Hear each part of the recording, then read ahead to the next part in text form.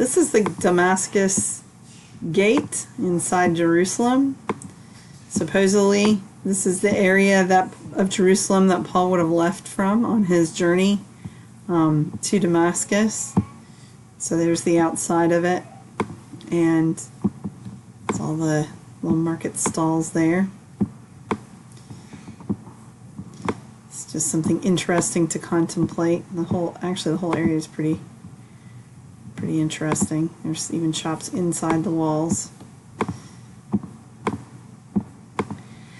But I'm sure he didn't have time for any of that, so he's departing on his trip. Compared to some of the other trips we've looked at, this one is a comparatively short trip. If you're walking, it's about a 60-hour trip, unless of course you decide to go through Jordan, and then apparently it's 70 hours. There's the altitude for it. And once you get to the end, you arrive in Damascus. I didn't put together a real good thing on Damascus because we're going to watch a video of it now. So that's just a really quick look at the trip from Jerusalem to Damascus.